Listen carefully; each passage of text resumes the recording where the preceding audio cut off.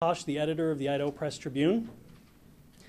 Tonight's forum features the candidates running in the Republican primary for Canyon County Commission Districts 1 and 2. In District 2, we're going to go from left to right here. In District 2, the candidates are Kathy Alder, Connie Constantine, and Tom Dale. In District 1, the candidates are Sid Freeman and Steve Rule. Tonight's forum is a joint effort of the Idaho Press Tribune, KBOI-TV, and the Caldwell Chamber of Commerce and the Nampa Chamber of Commerce. Our format for tonight will include opening statements of 2 minutes each for each candidate, and then our panelists will ask a series of questions to each candidate on a rotating basis. Our panelists tonight are John Funk from the Idaho Press Tribune and Scott Logan from KBOI-TV. The questions are a combination of questions from the reporters as well as questions submitted by community members in advance. Each candidate will have 1 minute to answer each question as we turn our cell phones off. Time will be monitored by Phil Bridges, who is the opinion page editor for the Idaho Press Tribune. He will have signs that show 15 seconds are left in your time and another sign when your time is up. So please keep an eye on Phil to monitor your time. We will begin with opening statements, and we will start with Kathy Alder, 2 minutes each. Okay, well, good evening, everyone. And I am delighted that you all want to spend your evening here to listen to these candidates. I think the best voters are informed voters. So I appreciate you coming out a little bit, and I want to thank the Press Tribune, KBOI, and the Chambers for sponsoring this tonight. This is great. A little history of myself. I have been married for 42 years, almost 43 next month. We have farmed in the Melba Valley for 42 years. My husband grew up in Melba, and he is farming the farm his family farmed. And we have 2 sons who, like ourselves, graduated from college and came back to the farm. So I am a farmer at heart. I love it, and I've done the books. I know what it takes. I've got a family, 6 children, 23 grandchildren, so I understand family budgets as well. And so I bring this experience and knowledge to the Canyon County Commission.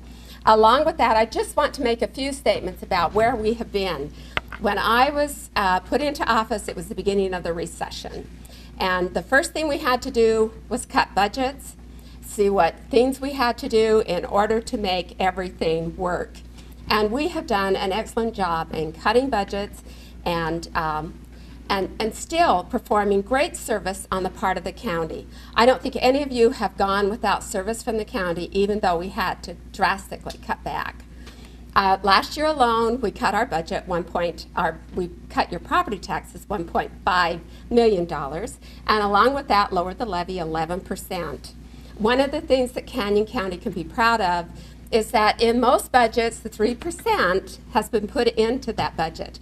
We have not taken it, leaving $7.8 million in the pockets of the people that I know how to spend their own money. So I'm happy to be here tonight and to answer your questions. Thank you. Connie Constantine. Phil, if I may, I'd like to take 1 or 2 minutes off the clock to thank some people.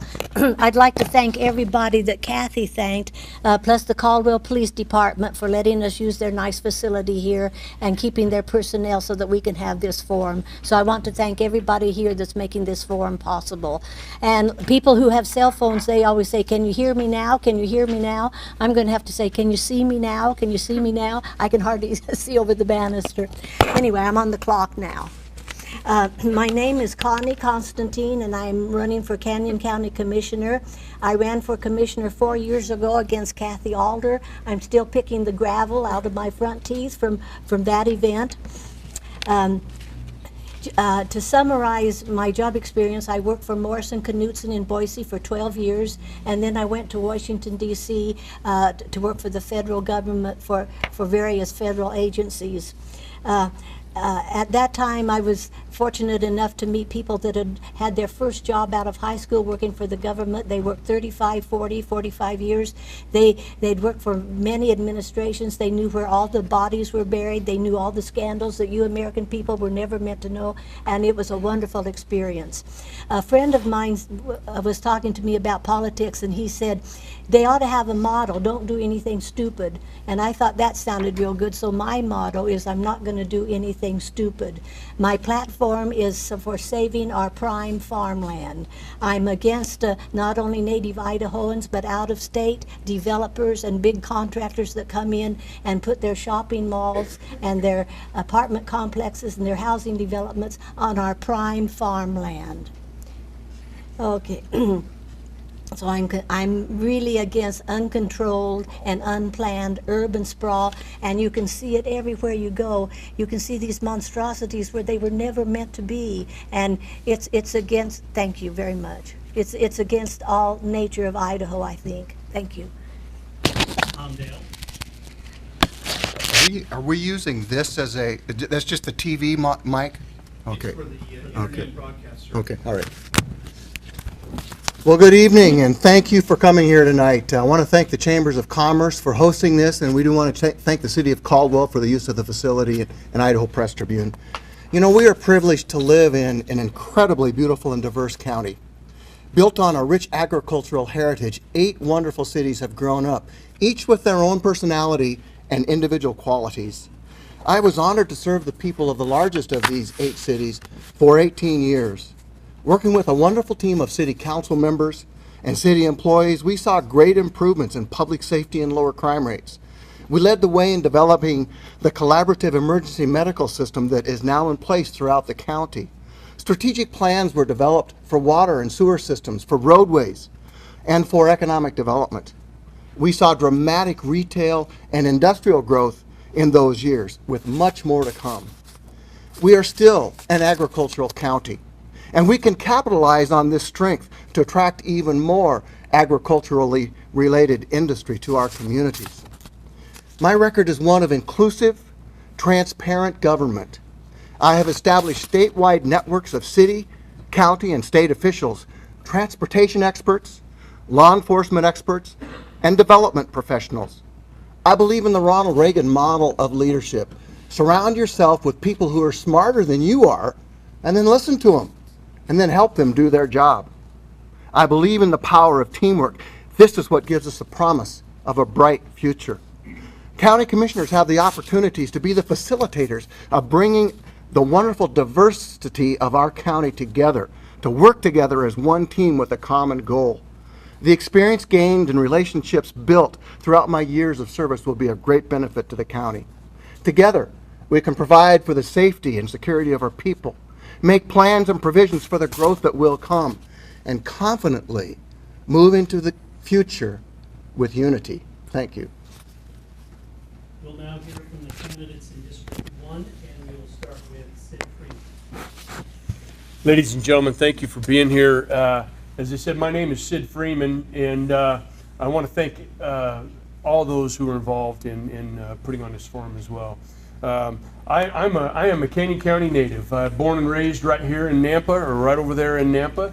I'm a 3rd generation Canyon County farmer, and I have owned and operated my own business now for 33 years right here in our county, and 30 years ago we bought our first farm, and 11 years ago we bought our second farm, and today we continue to grow our business, not necessarily in size, but through efficiencies, creating larger profit margins through efficiencies. And you know, the last 20 years, while also operating my business, I've been in, I've served my community in many different capacities. At the federal level with the USDA Farm Service Agency, I was on that committee for 11 years. I've been on the Caldwell Housing Authority for the past 12 years, and there we've done great things out there through collaborative efforts, and made that a great community for our low-income families to live and prosper. And I've been on the Canyon County Farm Bureau Board for 12 years, and I'm current president of that board. we strive to make sure that our government is in check and not getting out of line with the realm of their authority. And I believe what I bring to the table here for the county commission seat is my business experience and my conservative values that I was born and raised with, and my knowledge of the agriculture industry, my in-depth knowledge of the agriculture industry, and what we need to do in the future is create a vision. Thank you. Steve Earle? Do I need that? Yes. Thank you very much, and thank you all who are responsible for putting on this forum. We appreciate it. It's good to know your candidates. I've been a commissioner now for 7.5 years. I was voted in to try and make government smaller, to stretch your tax dollars. And without a doubt, I've proven that I've stood for those values. I was elected in office to perform. Without a doubt, I've got that conservative record. In 2008, we had a budget of around $83 million plus. Last year, it was $67 million. We had to make cuts at the county that were very uncomfortable, yet we kept all essential services in place and kept the county functioning at a very high level, doing a lot more with a lot less. Commissioner Alder talked about cutting your taxes $1.5 million. We did do that, and I'm pretty sure we can do it again next year. The county is in very, very good, healthy financial shape, and that wasn't done by spending and taxing more. It was done by cutting and saving and doing.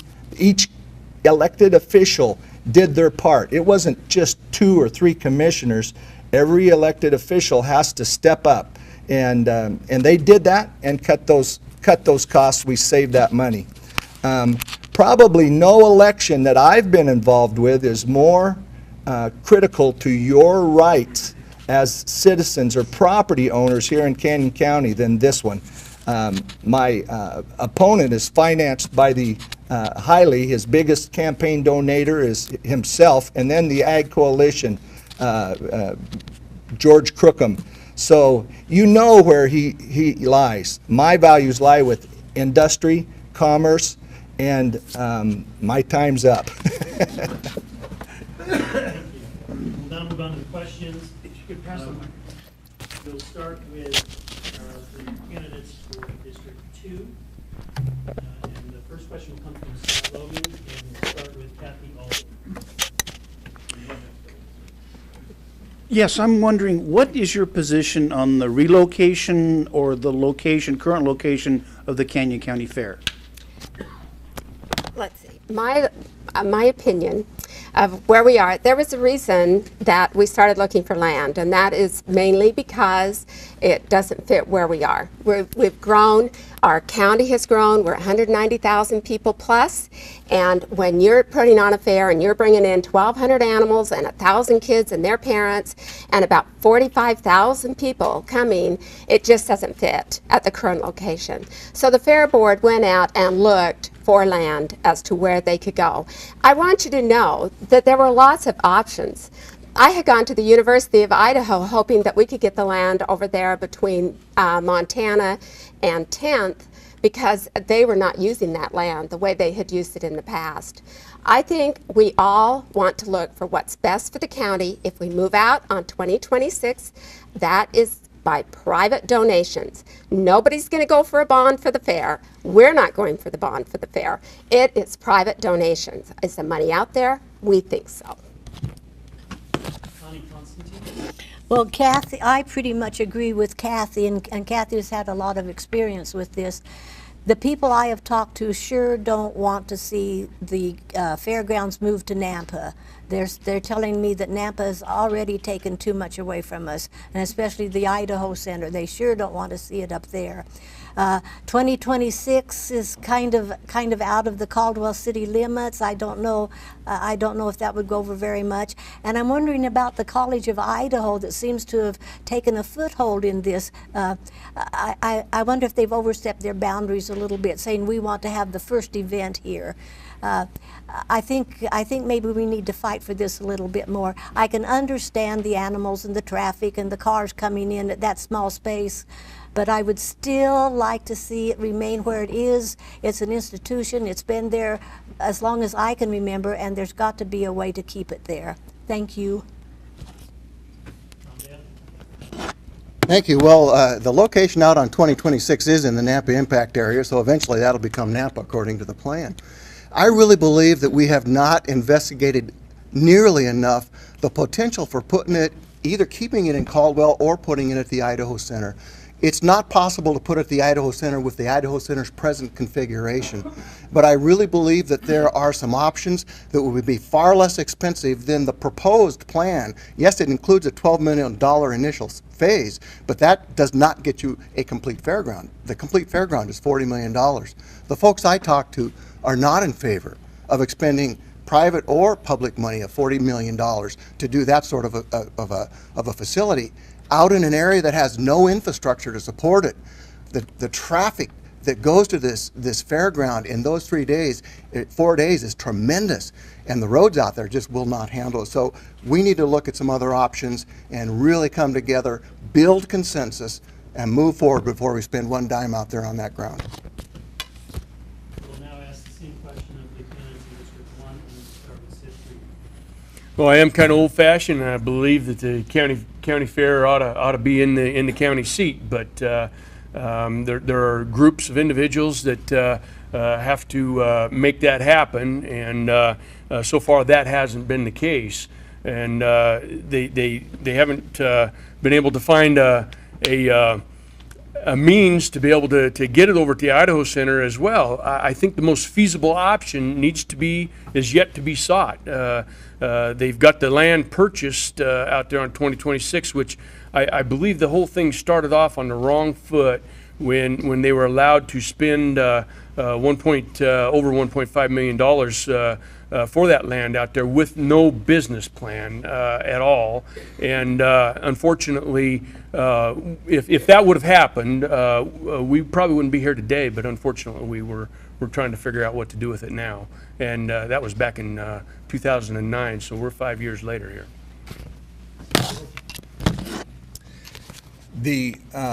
This whole fair process started back in the late 90s when commissioners started setting monies aside to buy new fairgrounds. They knew and saw that they would outgrow the fairgrounds in Caldwell. Well, that happened, and now the College of Idaho is expanding, and I'm all over it. I'm an old Coyote. It's great. I'm glad for Coyote football. But to have a fairgrounds that's over a mile long, if it stays in Caldwell, isn't practical. So it's either got to become very small, like a 4-H fair, about half the size, or it's got to move. I tried to get them to keep it around Caldwell. 2 commissioners and a fair board moved it out there. At that point, the time's done to fight. The decision was made, and I, instead of fighting them at that point, got behind them and tried to get us a new fairgrounds going. I'm okay with it moving out there. I would have rather it stayed in and around Caldwell. The next question will come from John Funk, and we will start with District 2, and we will start with Connie Constantine. Okay, thank you for being here, candidates. Question 2 is, as the community grows, jail overcrowding is becoming an increasing concern. Voters have already turned down a jail bond more than once, and the facility is currently operating a consent decree following a lawsuit with the ACLU.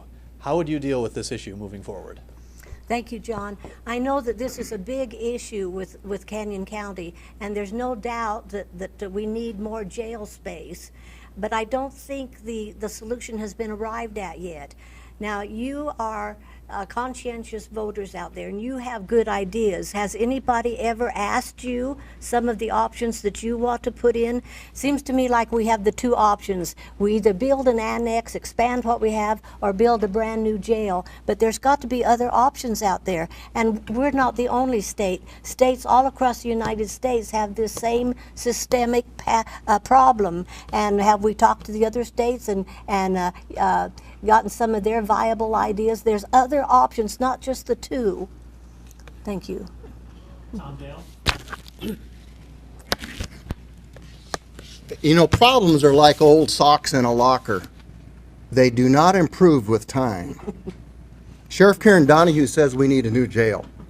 Anything short of that does not fix the real problem, which is the old jail. Because of the jail's deplorable conditions, we are spending more than $350,000 a year just on remediation to stay in compliance with the consent decree. That's wasted money. It is a lawsuit waiting to happen. It has been said that it is the county's largest, most serious financial liability. Effective leadership doesn't take the easy way out, but insists on doing things the right way. I have a track record of bringing people together to find solutions to problems just like this. We can't keep kicking this can down the road. We need to solve the problem now and for into the future. It's not a short-term fix that we need a permanent fix. I will work to create a plan that does this, just that makes sense and will be efficiently put into place. Thank you. Kathy Alden? I'm part of district. Thank you. Good question. As far as paying $350,000 a year to ACLU, I don't think so. That might have been the total since the beginning that we have paid to the ACLU when we came under the decree. As far as jails, they're always your biggest liability, ladies and gentlemen. There's always somebody that's not happy. Believe me, we hear from people in the jail all the time. Do we need a new jail? We've been there, and we've asked you. The last time we went to the voters, 43% were in favor. 57% were against. And so are we looking to go for a new bond right away? I don't think so. We made a suggestion that we might could add on a couple of hundred beds, that would relieve some of the overcrowdedness. And the idea is, no, we want a new jail or nothing. I'll tell you what has worked, and that's alternative sentencing, and they've done a good job doing that. The good thing that we can say is even though we've let people out, crime's down. We'll now ask the same question of District 1 candidates, and we'll start with Steve Rule. Thank you very much. The sheriff's right, we need a new jail. We knew that when Chris Smith was sheriff several years ago.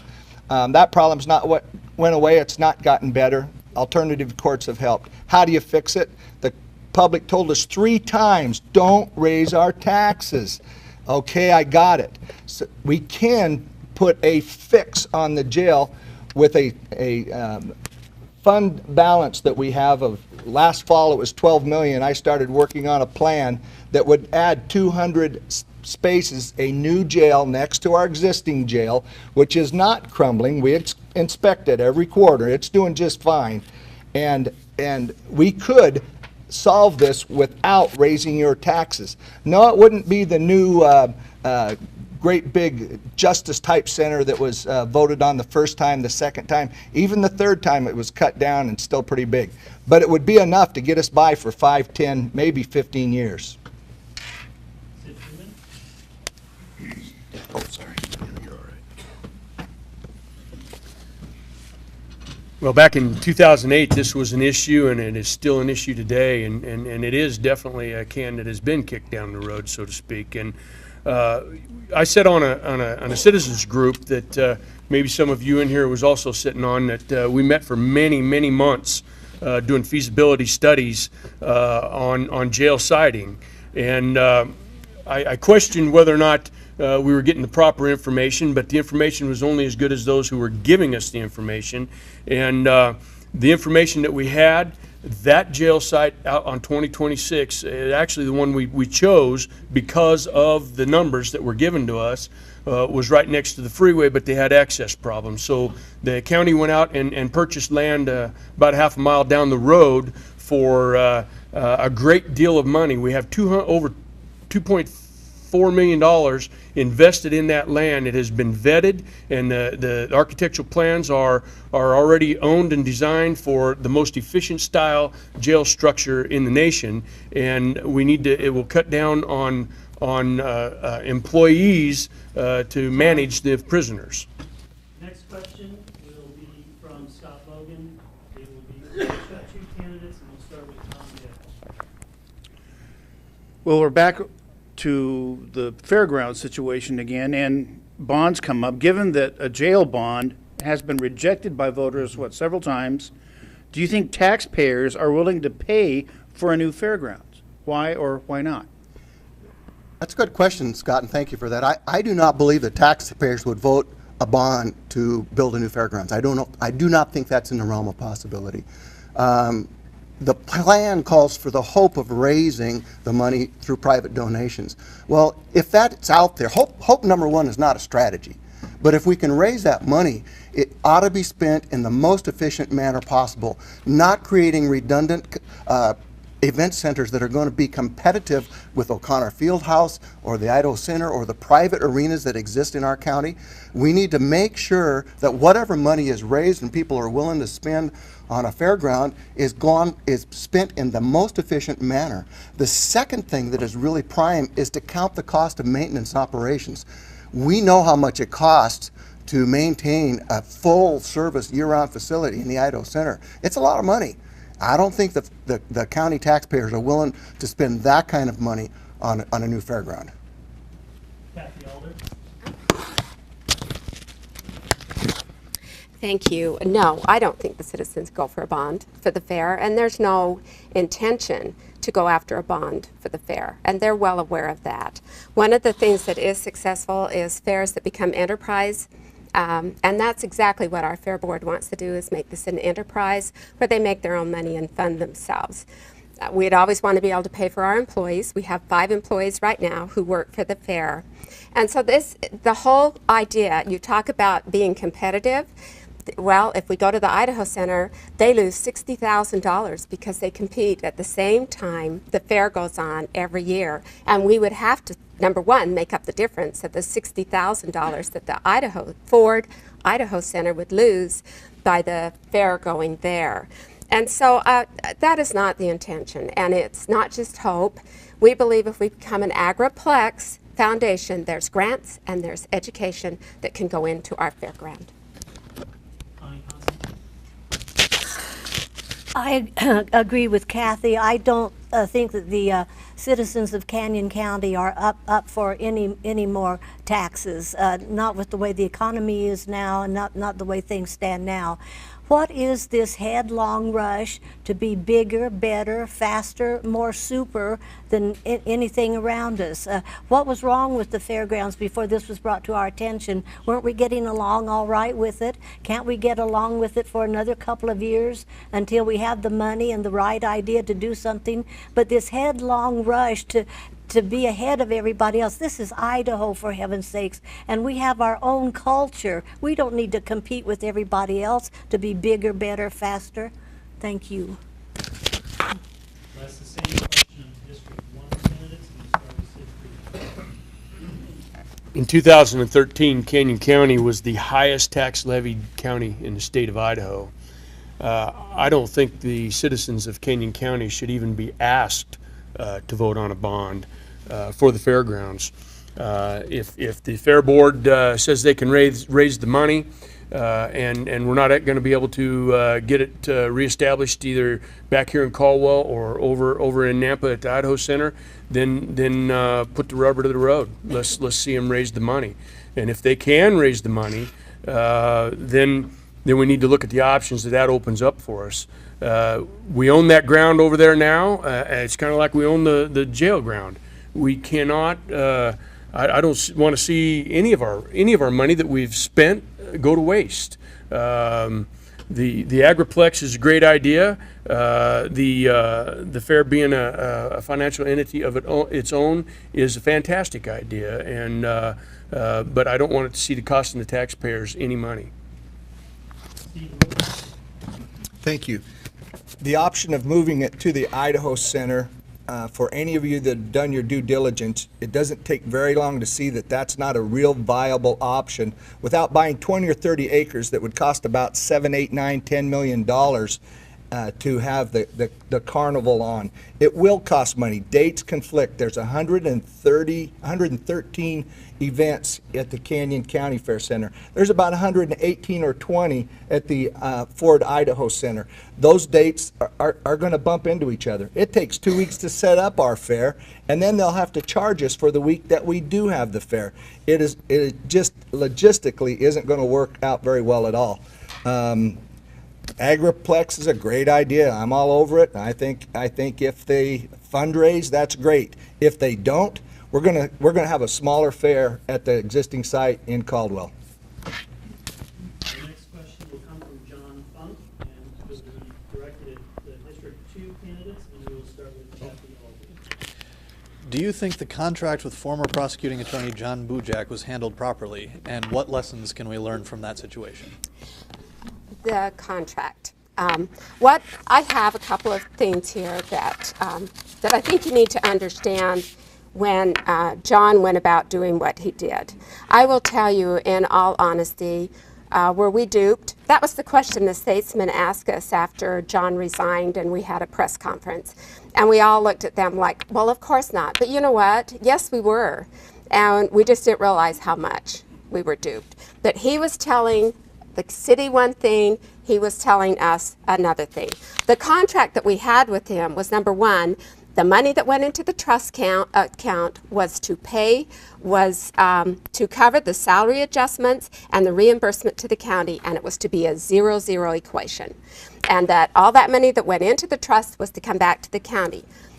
He was to receive nothing, and the contract is here that says, whereas Mr. Bujak who himself realized no financial advantage from this contract, he violated the resolution that he had with the Canyon County Commissioners. Connie Constantine. Thank you. I just love John, and I love reading about him. He's a character, and he has a lot of nerve, and he belongs in Washington, D.C. Let me tell you that. He'd fit right in.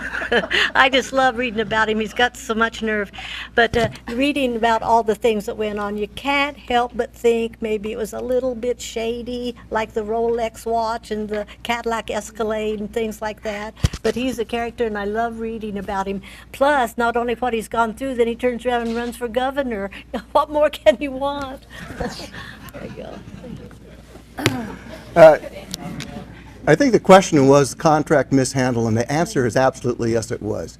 Back when all the poop was hitting the fan, the city of Nampa attorney sent a letter to the Canyon County Commissioners saying that we were not comfortable with sending the money directly to John Bujak. We wanted to send it to the county clerk. The county clerk, Bill Hurst at the time, recommended to the county commission board that they not send that money directly to John Bujak personally, but they put it into the county coffers through the county, the county clerk. I have a letter in my files back at home where we received a letter back from the county commissioners where all 3 county commissioners signed it saying, send the money directly to John Bujak personally. That was the mistake that was made. That money should have been going into the county clerk's office for him to disperse, as it should have been handled correctly. Thank you. We ask the same question of the District 1 candidates, and we'll start with Steve Wood. Was the contract handled improperly? Could have been. The problem with this whole deal was a really slick attorney that was elected by 70% of us to give the Canyon County Commissioners and the rest of the courthouse advice was the counselor. The fox was in the hen house for sure.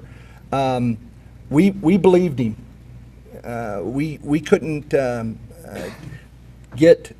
I couldn't get Tom Dale to return my call about it. Instead, I get a message from Dave Ferdinand. So my efforts to reach to the city of Nampa to try and verify facts went unanswered. So, you know, an IOLTA trust account, we were convinced was a secure place to put money. That's what he and his counselors told us. Would one attorney lie to you? Well, we had 6 or 7 lined up behind him giving us the same advice. That's what happened. Sid Freeman?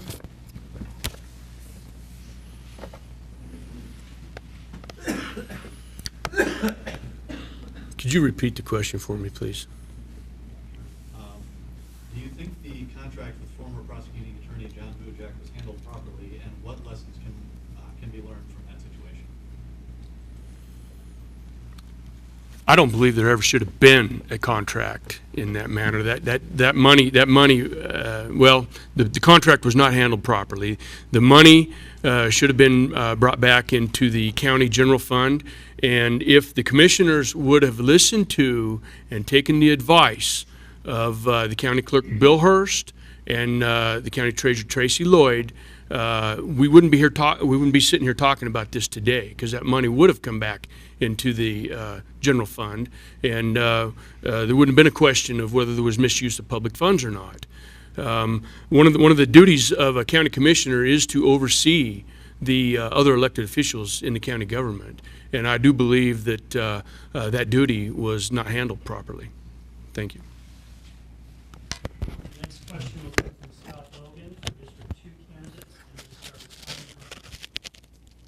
with In this last exchange, there seemed to be a bit of tension between county and city representatives in the past. So my question is, how would you improve the relationship between the county and the cities in the county? There's nothing wrong with talking to people, whether they hold a county position or a state position or even public citizens position. There's nothing wrong with gleaning all the information you can, sitting down and talking to people about it, and I think that would help a lot towards working relations, to be a team effort. After all, we're all for Idaho, we're all for Canyon County. We're not just for the county or the city. We're for Canyon County, all of us together. Thank you. Tom Dale. You know, there seems to be an attitude in the commissioner's office, and it was expressed yesterday in the Rotary Forum as well, that the county is divided into 2 classes of people: those who live in the cities and those who don't live in the cities. And there's an expected conflict that's going to be pitting these people against one another on a regular basis. I reject this paradigm. The failure to understand that we are all in this together, and that a county commissioner's job is to represent all county residents, regardless of where they live, keeps us from really moving ahead together as a team. My top priority will be to build a sense of teamwork throughout the entire county, including all 8 cities that we have, to develop a spirit of unity, not of conflict, so that we can move into the future with confidence and strength as a unified team to attract the kind of industry and business that Canyon County deserves. Thanks. Kathy Alder. You know, the Board of County Commissioners meet every day. There's an agenda, and our door is open. And we've had mayors come and visit with us all the time. In 6 years, when Mayor Dale was mayor, he never came once on his own, to set up an agendized meeting and come and visit with the commissioners. We are an open, I realize we have 8 great cities. They are wonderful. There's 8 stars on the county seal. We all want to work together. We meet together often at Compass and VRT and see each other at other meetings. If there is a problem, they can come in. Mayor Henry has been in twice since he was elected to office in January when he was sworn in. He's been in to talk to us. We meet quite often with Garrett Nancolas. They're our largest cities, but that does not mean the door is open to all of our mayors, to their city councilmen. We meet every day, and our meetings are agendized and they are audio recorded. It's hard to take 3 peoples and a clerk and audio recording someplace else, but we would do it. Same question to the District 1 candidates, so Sid Freeman. Well, yesterday I said the way to fix a lack of communication is to communicate, And through my many years of community service and experiences that I've had there, I've seen turf wars of all kinds. And I made this statement yesterday. One of my favorite quotes is from Ronald Reagan, and it says, just imagine how much we can accomplish if we don't care who gets credit for it. Because what happens is people start hindering progress when they think they're the only ones that need to be getting credit for the effort. And throughout my experiences, I've broken through these barriers and brought people together for collaborative efforts, and have had success in breaking down the turf wars, and I think there's a lot of that going on that it wastes a lot of time, it wastes a lot of our inefficiencies in our government. I think communities, counties and cities could communicate better. The realistic, the real thing here is that I served 4 years on the Middleton City Council. Ken Harwood came and preached, the city's independence from the counties. Now I become a county commissioner. You have another attorney coming and saying, boy, you counties can't let these cities get to you.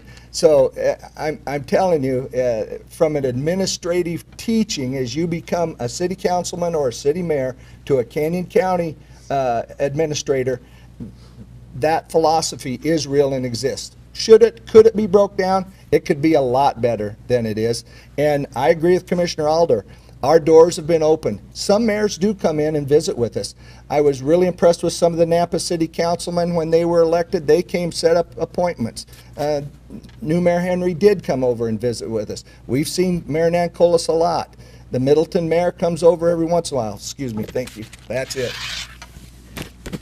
Our next question will come from John Funk for District 2 candidates, and we'll start with Tom Dale. Okay, the number of Canyon County residents living in poverty is at about 19%, which is a bit higher than the state average of 15%. How can the Board of Commissioners help lower the poverty rate in Canyon County? That's a good question, John. Appreciate that. The best way to lower a poverty rate is to increase the level of jobs within a county, within an area. And to do that, you have to have good education.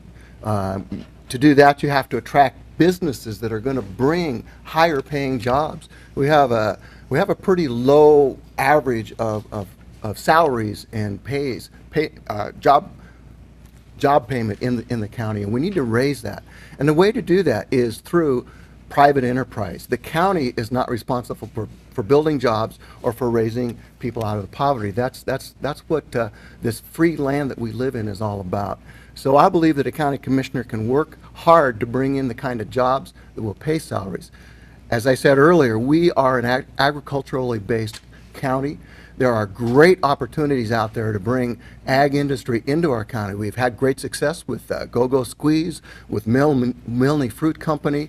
I worked hard with Sorrento to increase their job base, and we can do that even better. Thank you. Kathy Older. I think the best way that we can help our people in poverty is, number one, is the commerce. And we have done that with incentives to bring people to industry to come to Canyon County. And we have given very good tax incentives. We've taken advantage of the statutes that have been provided, where they can they have to invest so much and the jobs have to be at a certain level. So that has been a good thing. And both of those have been talked about by the former mayor. Also, we keep our taxes low. And I think that's very, very important. We want people to stay in their homes. And so that's the one thing that we have really done. It's not Canyon County that's overtaxing anybody. Per capita, we are the lowest in the nation for our, not the nation, in the state for our budget. And so we recognize that the average income in Canyon County is only $30,000. I think education, and we're bringing education to this county, and commerce. Thank you. Idaho is Idaho.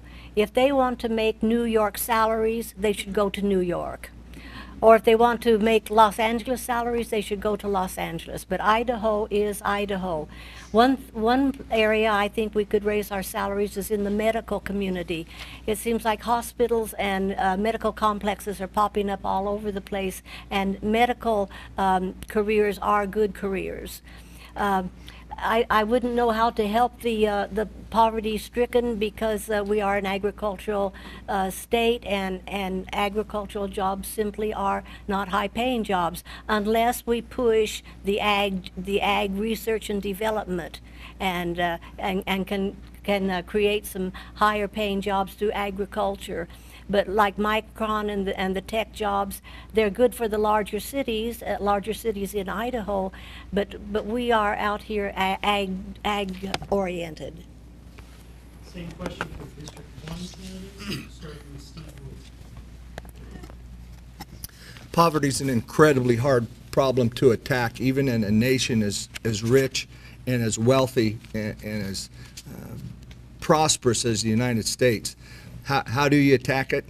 Well, the answer is jobs, lots of jobs, good jobs. We, as commissioners, have sent delegations to the Talar Ag Show twice, recruiting business. We've budgeted monies to try and go to the Portland Food Show again for that same purpose.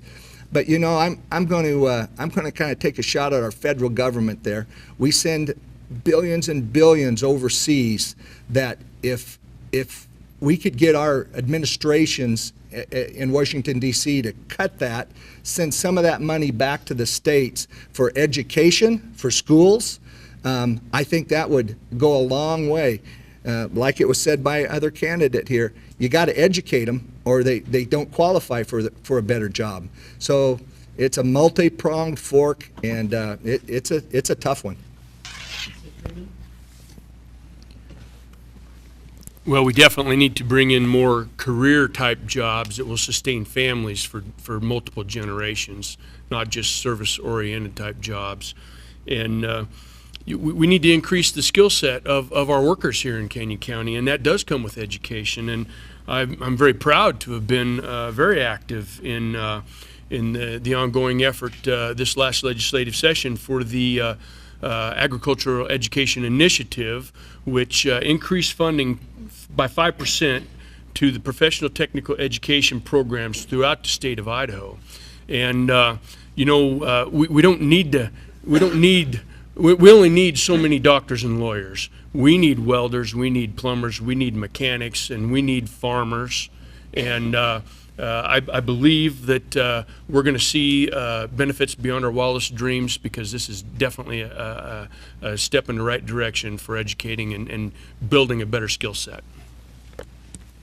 Our next question will come from Scott Logan from District 2 candidates, and we'll start with Kathy Alder. Do you support efforts to launch a household hazardous waste recycling program in Canyon County? Well, I think we already, if there are certain times at the landfill that you can take in hazardous waste and chemicals or pesticides or whatever. So I think Canyon County already does it. You want it on a regular basis, but we do this once a year, and I can't remember how many, like 123,000 pounds of hazardous material came into the landfill just a couple of months ago, where they had this drive to take these chemicals and take care of them. Would I want it to be a recycling one on a regular basis? I don't think the county we're not into this type of thing. You can take it out to our landfill and we can deal with it there. But as far as garbage pickup or whatever, that is not what the county doesn't do any of that. Thank you. Scott, I agree with Kathy Alder. The biggest customer of hazardous waste would be our medical facilities. And maybe something could be mandatory about them and where they dump it. But as for individual households, I don't think we're ready for that yet. Thank you. Listen, our Canyon County landfill is a tremendous asset to our county, and it needs to be handled more like a business. As far as the hazardous waste goes, We should have a regular program where people can take their hazardous waste out there. Right now, once a year is not nearly enough. The rest of the year, you know where that stuff goes? Into the ground. That's not good for our ground. It's not good for the water table underneath that ground. It's not good for anything. Ada County has a program that allows people to take their hazardous household waste and whatever it is to them, and they can deal with it. We should be doing that as well. And it should be done on a regular basis, not just once a year. Now, I know there are EPA regulations out the gazoo that help monitor all this kind of stuff, but this is stuff that we should not be just putting into the landfill. We ought to be protecting that in a better sense. Same question for District 1 candidates, starting with Sid Freeman. The Idaho Department of Agriculture does hold a hazardous waste pickup every year for farmers primarily, and that was on May 2nd this year, Kathy. I think we should have one for the households as well, because these folks, they use a lot per acre. They use way more chemicals than farmers and ranchers do, and there's a lot of pretty hazardous stuff sitting around that could cause a problem pretty seriously. And I think somehow or another we could put it together and make that happen. I don't know that there again it would have to be a collaborative effort. Maybe it's something that could shirt tail onto the Department of Agriculture, and when they do their annual, at least start out with an annual pickup, maybe we could do that with the households as well. In my 7.5 years, this question's never been asked, so it's probably time to start asking questions like this. How do we deal with that on a household basis?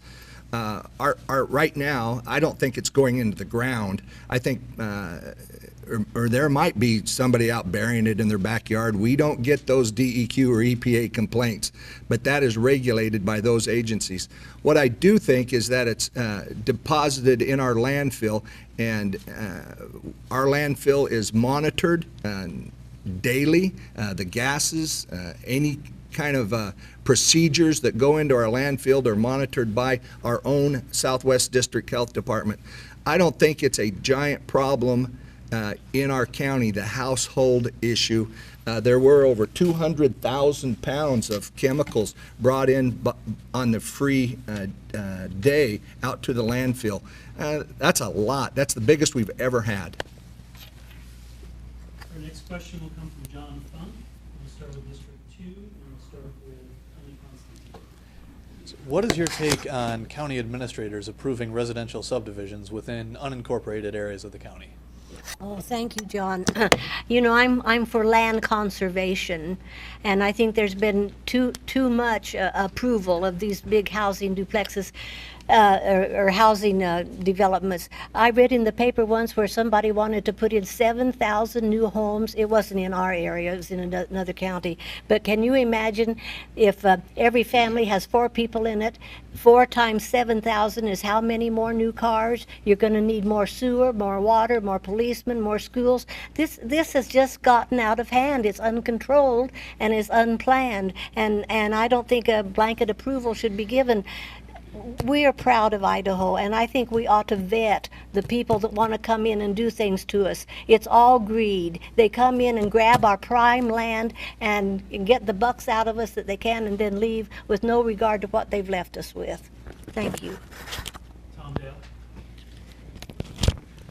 The challenge of land use planning in the county is to balance the preservation of private property rights along with protecting the right of and ability of farmers to farm on their land. One of the best ways I've ever heard to make sure that we preserve farm ground is to make sure that farmers can be profitable. And to do that, we need to bring in industry and create markets for their products so that they can continue to do what they do best, and that is feed the nation.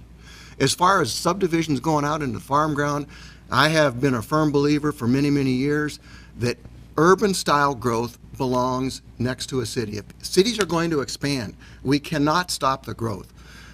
That those big subdivisions need to be built where the infrastructure is available, where the water and sewer lines are adjacent to cities, and so they can just have a natural and orderly type of growth should not be a kind of a hopscotch out there. I don't believe that big subdivisions belong out in the middle of farm ground. Fortunately, we haven't had to deal with a lot of large subdivisions going out into our farm ground. Talking about large subdivisions, there have been a couple, and I've already made my stance on the fact that to me, it's inappropriate. I do believe right now there are thousands of lots available within the county itself, within impact areas, and within the cities. And this is where the growth really should come, where the services are available and it's easy for people to get around versus out into the countryside. Do I think people don't have a right to do something with their land? I'm not saying that, but I think it's got to make sense. And I think we need to look seriously as what we can do and still protect the farmers, because it does make a difference. We surround just the little town of Melba, and I can assure you I'm keeping kids out of my pond all the time. They think it's a swimming hole, and it's very dangerous. So I know how hard it is. Same question for District 1 candidates, and we'll start with Steve. I'm a firm advocate of property rights. With that said, 95% of the prime farm ground we've lost the past 8-10 years have been annexed in by the cities, Nampa, Caldwell, Middleton, Parma, Wilder, Greenleaf. The loss of that prime farm ground is it tickles me. It's pointed at the county when we've only given up maybe 5-6%. My question to you people are, when I approve homes out on a rocky ridge, a marginal sandy or cleachy or bad soil, am I saving ground next to the city that's prime irrigated farm ground? My answer is yes. Sid Freeman? Well, we've got a process to go through to be able to change your property rights. Most of us who own property have a right that goes along with that property that's pretty well spelled out. And I am, by all means, in favor of protecting that to no end. But then comes along when you want to do something other than what your prescribed right is. If you have a right to go through a process to ask privilege to change the use of your land. And it shouldn't be guaranteed that privilege is going to be given. There's a process we go through. The Planning and Zoning Commission will make a decision based upon the DSD's determination. And when they make a decision, it shouldn't be an automatic overturn by the commissioners on down the road. Next question will come from Scott Logan. We'll start with District 2, Tom Gale.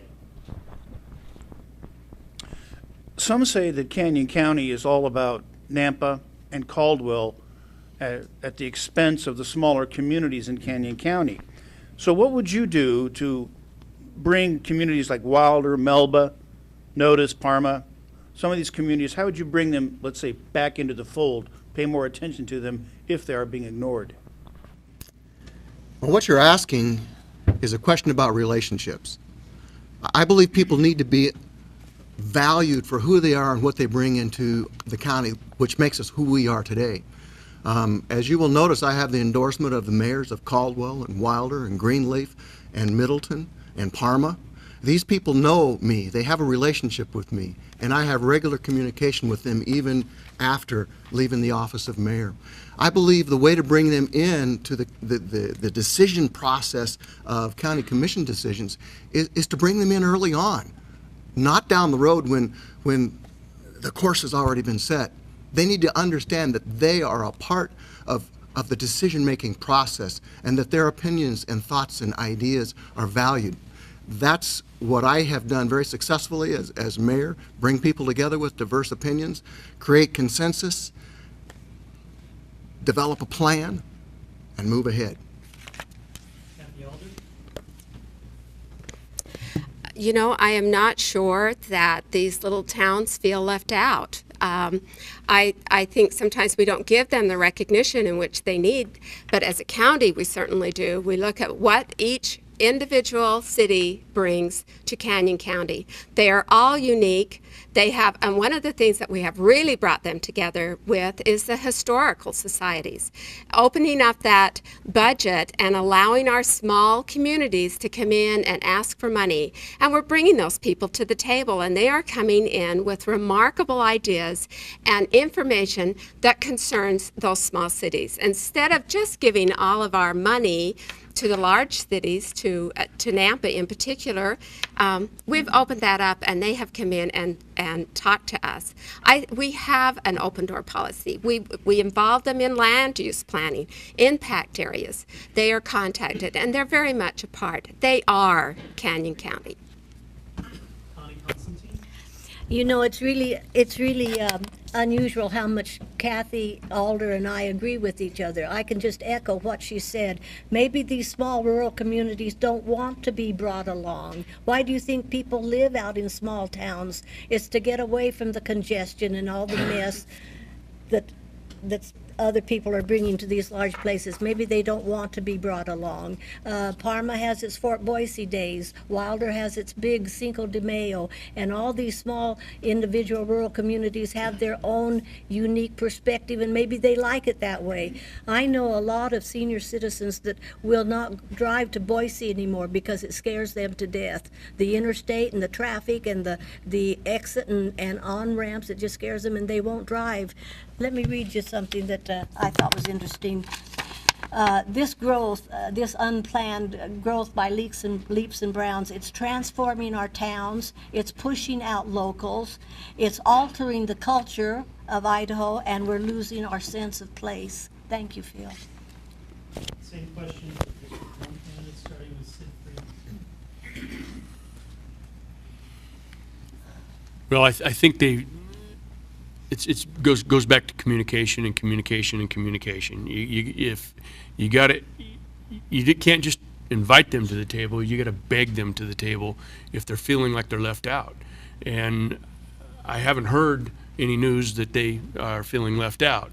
But I believe each community is unique in its own way, and you know, they need to be part of the planning and zoning.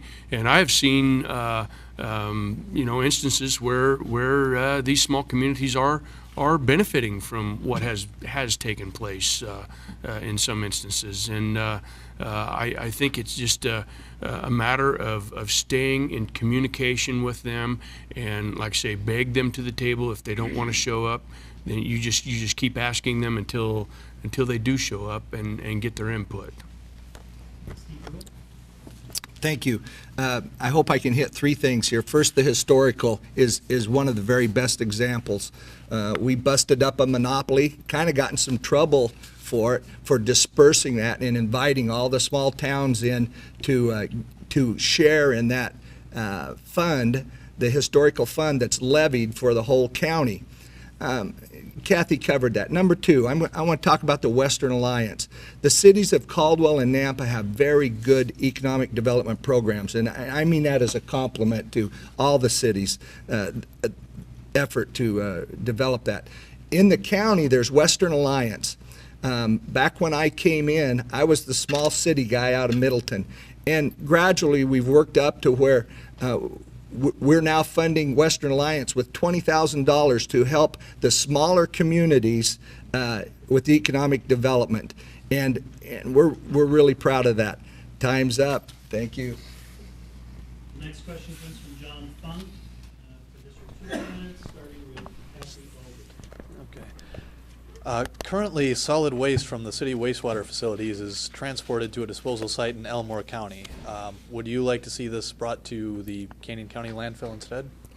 You know, I know this has been brought up before. Let me tell you where we are. We're in the process of bringing in a new director for our landfill. The current director that we have is someone who was very much did not think that it was a good idea to start this in our landfill. And he had reasons for not wanting it in the landfill. We've already told the Nampa and Caldwell, because they do want to bring it to the landfill, that we're looking at a new environmental, if possible, engineer to run our landfill. And then we can determine environmentally And what is it going to cost to bring sludge into the landfill? Is it really cost effective? If you talk about running it as a business, you bet we do. But EPA right now is all over landfills, and at the current time, we are well in compliance, and we have a 100-year landfill.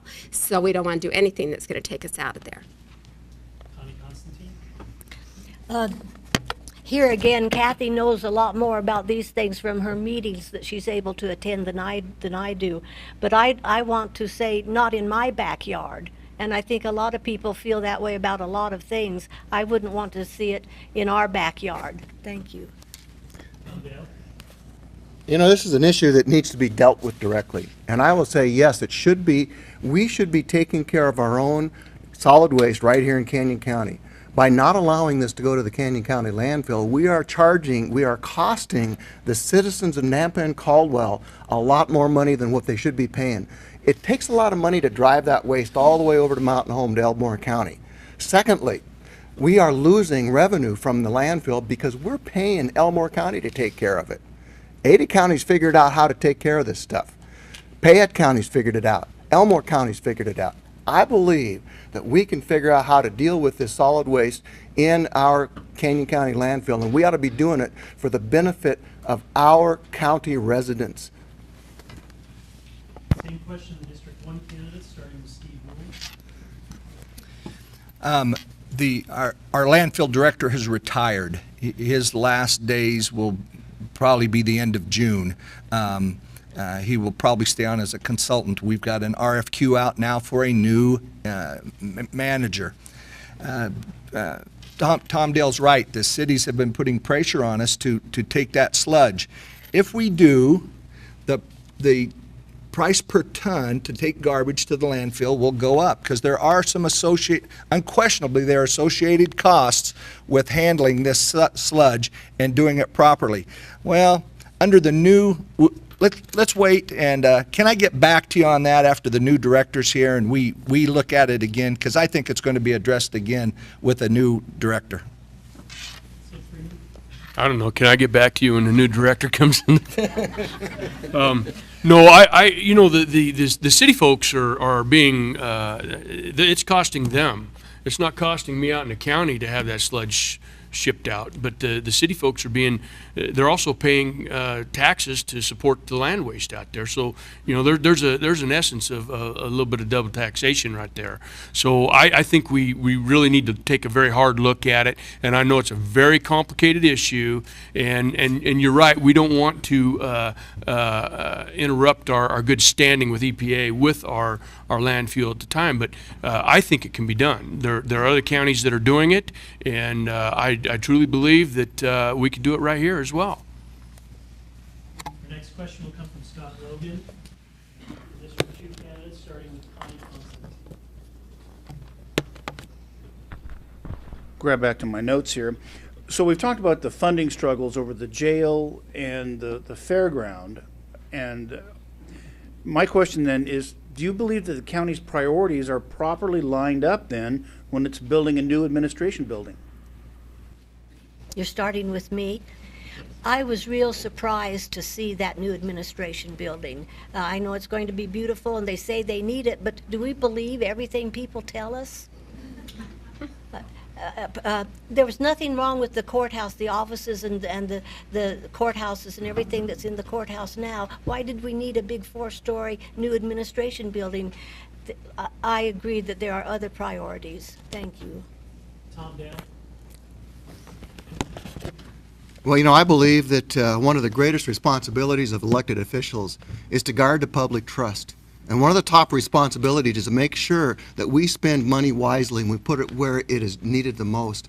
I'm not so sure that the priorities are properly lined. We've got some outstanding needs that are creating risk in our county. The jail is the #1 risk in the county. It needs to be dealt with. Interesting thing about that administration building, I've talked with several of the folks over there who are going to be moving, and it's interesting to note that many of them were not consulted about their needs. in moving. And they're a little bit concerned because a couple of them are moving from their current space into actually a smaller space for their operation. That's going to be a struggle for them. So priorities, the county commissioners are responsible for setting those priorities. I believe the administration building was needed. I don't know if it was the #1 responsibility or priority. Kathy Alder. One of the things that we are doing is we are in Caldwell's Urban Renewal District, and $1.3 million of the county money goes into Caldwell's Urban Renewal District. So it already put in, this goes until 2022, and they are going to be collecting that amount of money. And so I went back to the commissioners because I serve on that board, and I said, you know what? This is an opportunity without getting any new taxes, and the fact that the taxes are going to continue to be collected up until 2022, that we take this money and build the administration building. We need space for our courts, and so the administration building is only 51,000 square feet. It is not a monster. It is well built, and it was built with just, it was $6.5 million, and there's no new taxes in order to build it, and that's why we did it. Same question for District 1 candidates, starting with Sid Freeman. I believe the vision has gone by the wayside. The admin building was not a high priority until all of a sudden. I know on the citizens group I spoke about earlier on doing the feasibility study for jail siding, we were asked to also come up with some suggestions on what else needed to be done for the county, and one of them was more admin space. But it was not a high priority till all of a sudden urban renewal funds were available. And I don't believe that any government agency should be using urban renewal funds to build government buildings. Urban renewal funds are there for private industry to renew urban blighted areas, and the department heads were not consulted on how to build their new departments, but the citizens were consulted. And I went to 3 out of the 4 meetings throughout the county that were held on the admin building, and the greatest consensus was, no, we don't want you to do this right now. We're still in an economic downturn. But Ladies and gentlemen, that's hogwash. The commissioners sought all the administrative department's input. They were part of the planning. Carter Global Lee was hired to come in and give recommendations on how many square foot each department needed. If you believe either of these last statements, you're simply being, I think the term was duped earlier. Don't be duped. This was a well-planned, organized, involving everybody that solved courtroom space. We had judges being sent to us by the state. We didn't have courtrooms. We were literally out of space. We solved the juvenile detention, the juvenile involvement at the same time. There were multiple meetings with each department head, and they were a heavily involved part of this planning for this new administration. The demand from the public was, don't raise our taxes. We didn't raise your taxes.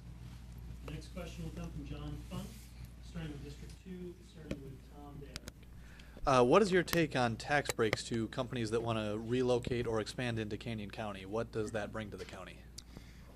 You're talking about incentives to bring jobs to our county, and I'm in favor of them. Last summer, after hearing about the successes of Twin Falls and what they were doing over there, I took a delegation over to talk to them about how they were doing that. The result of that was a restructure of our entire economic development thrust in the city of Nampa. As a result of that restructure, we were able to land Go-Go Squeeze. That was a direct result of that. And that incentive program is a performance-based incentive program that is nearly identical to what the legislature passed at Jeff Sayers, the department recommendation this last legislative session. I'm in favor of it because it is. We might give them back 30% of the taxes that they're going to generate, but we're going to receive 70%. And so 70% is better than nothing. And the jobs that they are generating, that they are bringing, are good paying jobs. There's a threshold there for that, and I believe it's good policy. We're competing with other states, and we need to step up to the plate. Kathy Alder?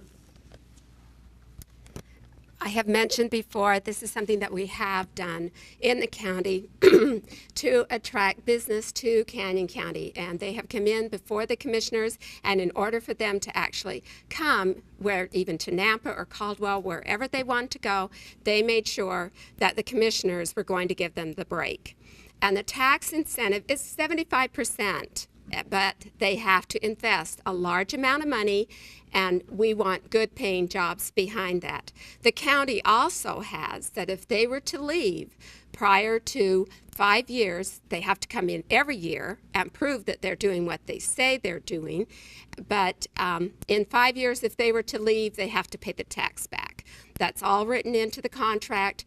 We're for this. It's good paying jobs. It's great opportunity for Canyon County, and the commissioners have been behind it 100%. Connie Constantine? I'm against it. To me, tax incentives are like bribes. We're bribing people to come into Idaho and set up business. If incentives should be given at all, they should be given to the farmers. And I don't blame the farmers a bit. Why would I sell my land for so much an acre when I can sell it to a big developer for a whole bunch more an acre? Something should be done for our farmers so they have the incentive to keep their ground here. I'm just against it. I think it's bribing people to come in, and Idaho is too good for that. And what's this rush for development? I don't get it. I don't understand it. We don't have to rush and be in competition with all the states surrounding us. It will come, and we can be selective, and we don't have to bribe these businesses to come in. If the businesses care enough about Idaho to come in the right way, they will. Thank you. Same question for District 1 candidate, starting with Steve Moon. Commissioner Alder, Mayor Dale, and I have all watched big corporations that were coming in with hundreds and hundreds of jobs locate in Utah, in Washington, in Oregon, because we could not match the other states' tax incentives, tax breaks. We need to thank the legislators for doing this. They gave us the ability a few years ago to give tax incentives, tax breaks. This year they added a couple more wrinkles to it. The legislators, this is a legislative issue that's administrated by the county and even the mayors in a respect. So jobs are the answer. I think we have to compete with the surrounding states to invite these companies in. Sid Freeman? One of the greatest problems that we have here in Canyon County was highlighted in the Press Tribune's all of that supplemental. I can't think of the name of it. Cavalcade. There you go.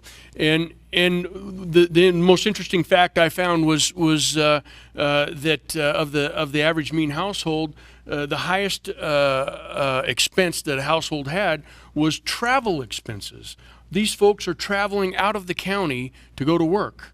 And we've got to create jobs here, and we have an excellent tool given us by the Idaho State Legislature to do so. And I think we need to take advantage of that. As businesses come in, we need more balance of our tax base, and these tax incentives are a great tool to create that and create jobs where people work here. And because when people travel out of town to work, they also spend out of town. And we want them to spend here. Thank you. Next question is from Scott Logan. Director of District 2 candidates, starting with Kathy Alder. We've all seen the signs, the billboards, proud to be 2C. What makes Canyon County such a great place to live? You know, that could bring tears to my eyes. If any of you have been out to the Melva Valley and driven over the big hill and come down and look at the beautiful open space, beautiful farm ground. I walk out my door every morning, get in my car and head for Caldwell and look at this, the land that surrounds us, the land that we own. And 2C is wonderful. It has everything we need. It's got all the opportunities. It's a it's a place where you can recreate, where there's opportunities right within our own county to do the things that you want to do, to work and play and educate. I mean, I don't know how much more. I don't know what else you would want than right here in Canyon County. It's a great place to live. That's it exactly, and that's why I'm fighting to keep Idaho the way it is, its culture the way it is. Grandpa homesteaded in the Wilder area. He first came in on the Homestead Act and had 160 acres.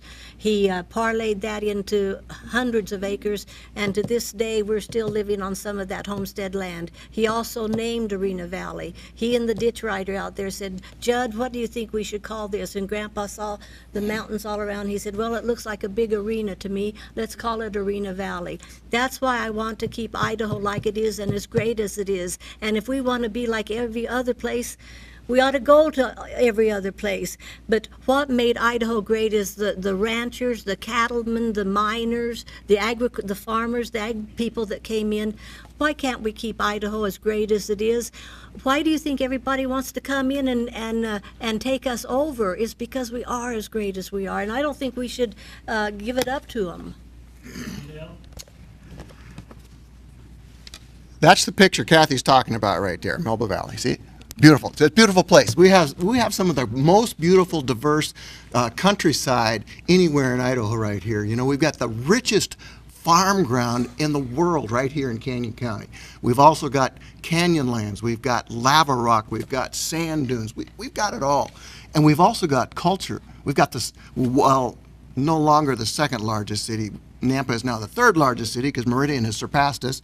But we've got culture, we've got arts, we've got education, we've got two incredibly great colleges, Northwest Nazarene University, College of Idaho. We've got two community colleges in Treasure Valley Community College here in Caldwell and College of Western Idaho in Nampa. This is a great place to live, work, and raise a family. We want to make sure that it stays that way as we grow, because we will grow and we will change. And we need to be in front of that change and make sure that it is what we want. Same question for District 1 candidates, starting with Sid Freeman. I guess the biggest reason I'm so proud to be 2C is, you know, my family's been here for so long. And, you know, we made our living on the soils that just happened to be here. And somehow or another, the federal government figured out a way to get water to those soils. And that is what has made Canyon County, folks. I mean, if it wasn't for that, this would just be an arid desert and nobody would want to be here. Diversity has come because of that. And you can hunt, you can fish. We have so many different cultures. And Tom, you know, I agree with you. You said it perfectly. You know, I guess there's a reason people want to live here and work there. And Canyon County's one of the greatest counties in the nation. Thank you. My dad, a one-armed farmer, plowed under sagebrush out north of Middleton when the Black Canyon Water Project came through. What makes it great? I think it's our water systems. We have water storage on the Snake River, the Payette, and the Boise River system that affect our county. I'm really proud of my heritage from the steel plant where I grew up. I'm a better welder than I am anything else, but I don't tell people because they want you to come weld something. But what, you know, the colleges, the education, the cities, we do have the big city feel of Nampa and kind of Caldwell, but we have some beautiful little cities that still have that small town feel. I grew up in Middleton. Went to school at Valley View because I lived across the Boise River, went to College of Idaho. It's just a very, very great place to live. Time for one more question.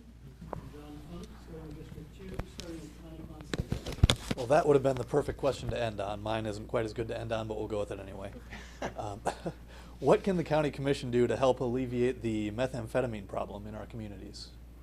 Oh, John, that's a $64 million question. What would any community want to do to eliminate that? It's almost an unending battle, drugs are, and I don't know what we can do to eliminate that.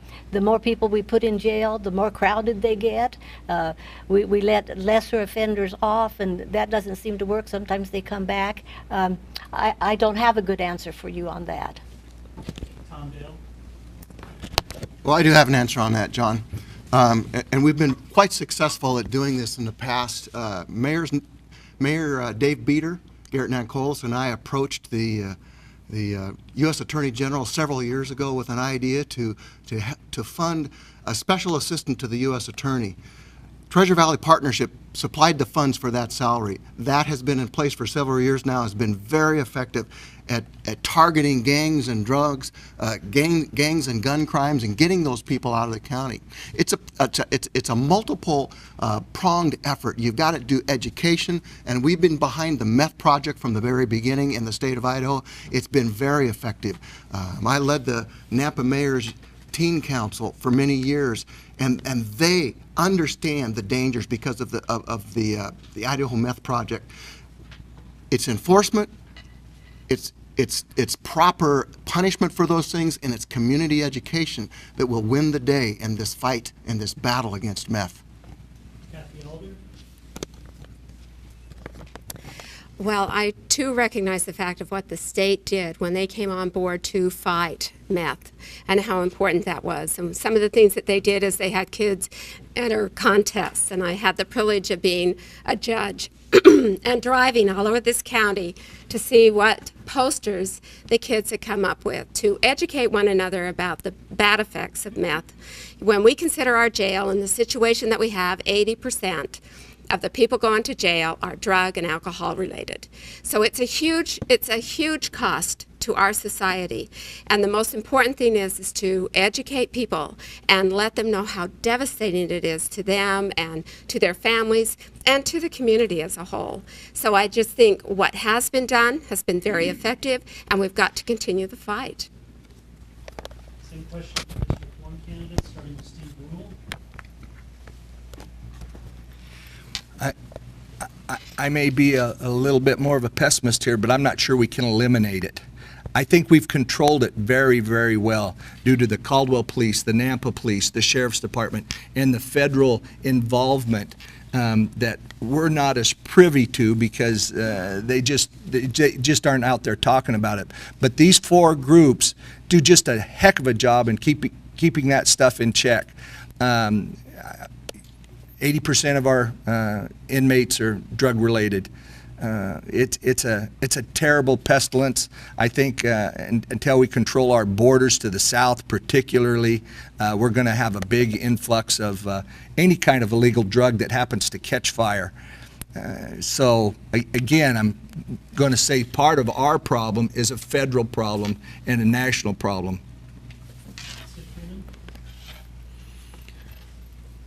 I agree with Steve. I don't know if we're going to completely eliminate the problem or not, but we've done an outstanding job in taking a hardline approach, and we have got to continue with this hardline approach, and we've got to give our law enforcement the tools that they need to continue doing the hardline approach. And then it goes right back to education again. You know, you've got to get into these kids' head to let them know we've relied on the parents, and the parents may not be doing the job that they need to be doing, but we don't have no control over that. So we got to educate the kids the best we can to get them to know that this is not the path they need to go down. We need to give them alternatives, other things to do. The Y out here was a great thing for the youth to keep them active and out of trouble. And so, and again, it comes back to collaborative efforts. We got to continue to keep those bonds with our federal and state agents and keep those efforts forward. Okay, we're going to do 1 minute closing statements from each candidate. 1 minute each, and we're going to go in the opposite direction this time. We're going to start with Steve Rule. Okay, thank you very much, and again, thank you for this forum. I would ask all of you to take a hard look at what's happened the past 7.5 years. Look at your county taxes as compared to your other municipalities. Taxes are a really big issue, and your county has held the line. And again, it's not just me, it's a county as a whole. My experience is the deciding factor in this election. For years, I built gas stations and car washes. I worked with all the agencies, state through local cities and municipalities, their engineers, their architects.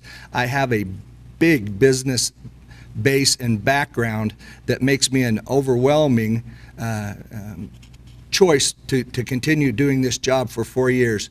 We had a study and we did 3 legs of the stool. There's one more left, and it's a jail solution, and we're working on it. Help me complete that job.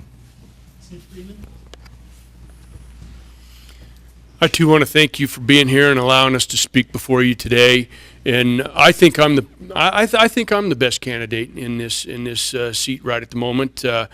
Steve's had a run of 3 terms, and folks, just remember this, you know, the future is highly predictable if you do not change the variables that have created the past. And if you're not happy with the past, then we need to change some variables. And I bring with me 33 years of successful business experience. I bring with me a very high degree of integrity. I will not stoop to bear false witness. I will bring collaborative efforts. I bring my conservative values, and I encourage you to please show up on May 20th and vote for me. Thank you. You know, the key to successful leadership is communication. Meaningful, intentional, and consistent communication. People are much more willing to follow someone who actively listens to and respects their thoughts and ideas. Local officials are elected to get things done. Throughout the 12 years that I served as Nampa's mayor, I practiced a collaborative style of leadership that brought people together with very divergent ideas and opinions. With those people, we were able to create consensus, work together to create plans, and move ahead with things that have made Nampa a much better place. This kind of consensus, this kind of vision building is needed at the county. And I will bring this depth of leadership experience with me into the office. I humbly ask for your vote on May 20th. Thank you. This has been great, and I really enjoyed it. You're all wonderful, and I'm sure that you'll agree the candidates sitting on each side of me are knowledgeable and professional, and any one of them would be great. I just want to urge you to vote. You know, there are rumblings and whisperings that they're going to do away with voting. If only 10% of the population shows up to vote, why even open the voting polls? Why print all the ballots? Why go to all that expense? And we'll just do away with elections. And we're going to have some big committee in Washington appoint governors and people. And who are they going to appoint? They're going to appoint people with their own agenda. And that'll be the end of democracy for us. Anyway, you're all great. I've enjoyed it so much, and thank you. Connie is delightful. She brings a whole different perspective to a lot of things. I just want you to know right now how much I have appreciated being a county commissioner. I want you to know that I feel good about the past, what we've done, where we've been able to go, to be able to reduce budgets, reduce taxes, and still move forward. I have to ask you, how many cities and highway districts and the schools can move forward in that same type of manner without having to add new taxes in order to move forward? 2 building projects, one was paid for with court fines and lottery money, and I feel really good about that. I'm happy for the things that we've been able to accomplish in this county. It's been good. Our cities are happy and good and doing well. It's a prosperous place. It's a great place. Thank you so much, and I would appreciate your vote. All right, well, thank you all for coming. I hope this was helpful to you. I want to thank our media partner, KBOI TV, And I want to help thank the Chambers of Commerce, the Caldwell Chamber of Commerce and the Nampa Chamber of Commerce for their help. But I especially want to thank the candidates for coming tonight and helping to inform our viewers and voters in the county. Tonight's forum was recorded and full audio is available at idahopress.com and full video is available at kboi2.com. The Idaho Press Tribune's complete election coverage, including our voters guide, candidate profiles, and video of candidate statements is online at idahopress.com.